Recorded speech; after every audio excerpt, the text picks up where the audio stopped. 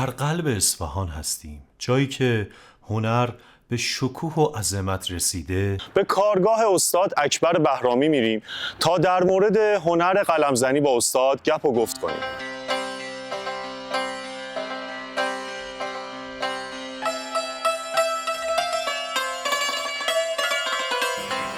سال 64 63 اومدم بازار شروع به کار کردم. چیزی داشته با اون پدرم بهم میگفت بابا به نفر دهم مسابقه جایزه نمیدم.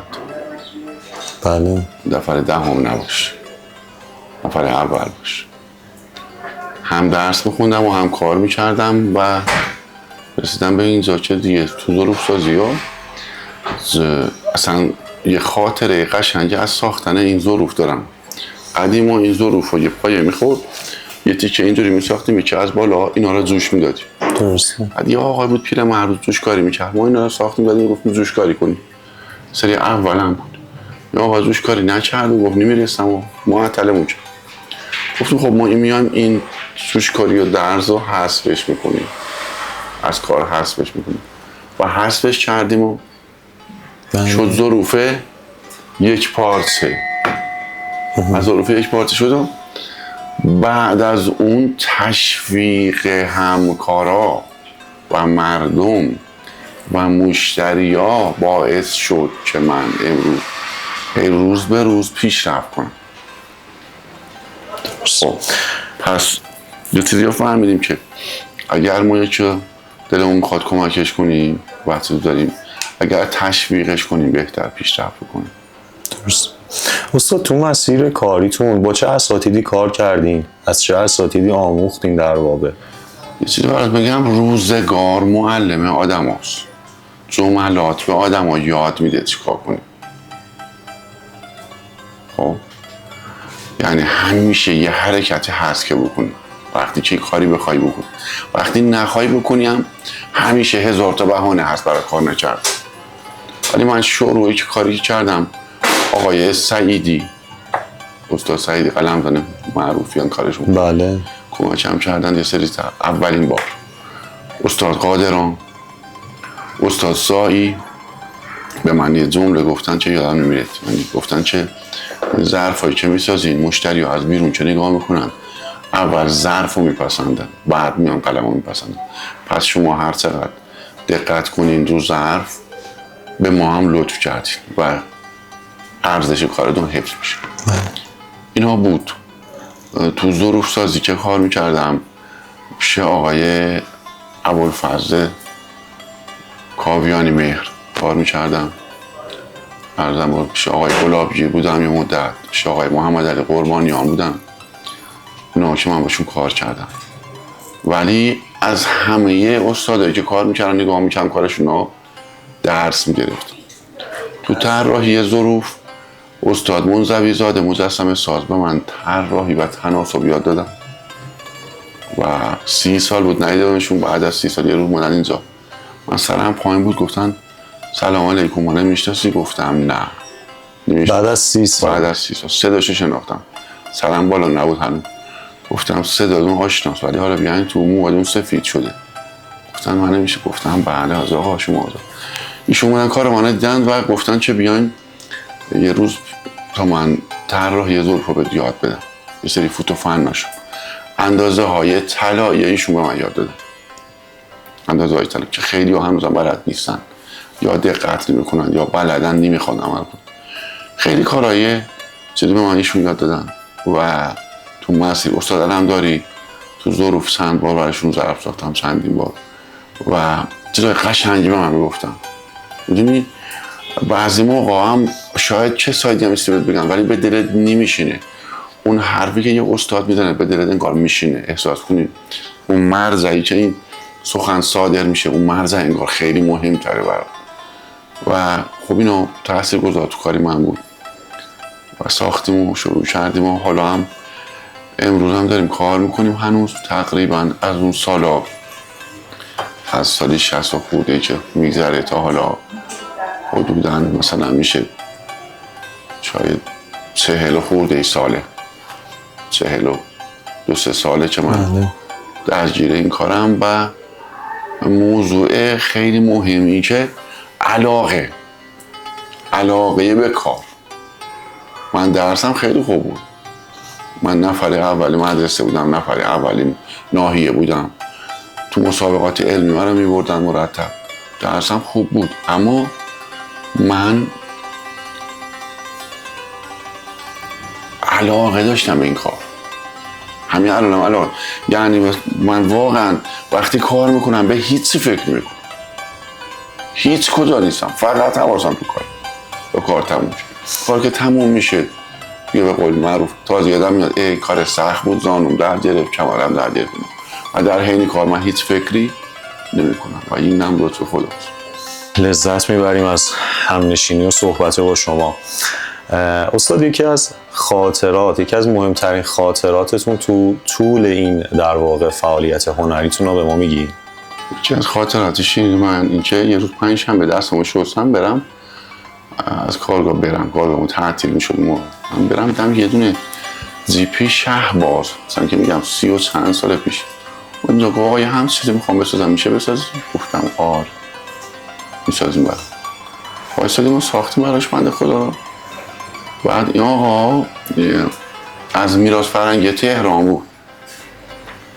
آقا دست در نکنه فلان اینا، هرچی ما گفتی میشه، همه گفتن نمیشه، همه کسی که ساخت برام گفت میشه شما بودی. رفت. بعد ما دیدیم همیشه از تهران به ما زنگ میزنن که آقا مثلا فلان چیزا میخوام، فلان چیزا میخوام. گفتیم که آقا شما کجا شماره ما رو میارین؟ گفتن شما جزو سازنده های برتر کشور توی میراث فرهنگی تهران ثبت شدیم و آقای به نام فیناستیان، احمد فیناستیان شماره رو چیز کرده، اطلاعات شما رو داده اونجا و کرده. و جالب بود که دفعه بعد که من سراغم گفتم آره آقای فیناستیان چی؟ گفتن که این که کاری مردم رو راه بندازیم خیلی مهمه. یه خاطر جالب بود. یه خاطرم دارم از پای علمداری، یه روز گلدون براشون ساختم، خدا رحمتش میکنه، مرد خیلی مردی بزرگی بود، خیلی مردی بود.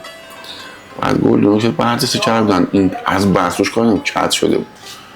وقتی میذاشتی کج وای میشد، گفتن که اینا چیکارش کنیم؟ گفتم بشینیم تا هم درستش کنم. نشستن درستش کنیم، من بردمش اونجا و پشت کارگاه رو درستش کردم. اون وقت چکش که میدم صدا میکرد، زن میشستن سرش رو اینجوری گرفتن. گفتم آینده سردون نگیری، گذاشتم درست صاف شد. یعنی ما اومدیم این گلدونی که تقریبا دقیقا شرف گلدون مثل این بود، از بس برد تو پل بود، بردست کردن اینجوری که از وای میشد بزنی که صاف بازی خود کرد. ما اومدیم پای یه خورده بودیم این صاف شد و این خیلی خاطر جالب بود براشون، هم برای ایشون هم برای من. البته کاری ما همش خاطر است، ما هر روز از کارمون لذت میبریم، یعنی لذت میبریم واقعا. یعنی من فقط وقتی کار میکنم بیشترین لذت میبرم تا موقعی که مثلا بخوام برم بگردم. لذت که تو کار میبرم هیچ وقت هیچ جا نیست. بسیار عالی. استاد، نظرتون در مورد عتیق فروشی هزار پیشه چیه؟ اساس بزرگی به گفتار نیست، 200 گفتتون نیم کردار نیست. ما توی هنر حرف فایده نداره، حرف زن خیلی داریم، عمل انجام بده، بذار خود اونایی که باید بفهمن میفهمن. اگر امروز هزار پیشه داره کار میکنه و سابقه دار شده و خوب فعالیت میکنه، خوب کار کرده، عمل کرده. اگر امروز یه هنرمند و کارشو میخرن و ارزش براش کار میشن، زحمت کشیده، پس نتیجه زحمت تا خودمون میبینیم.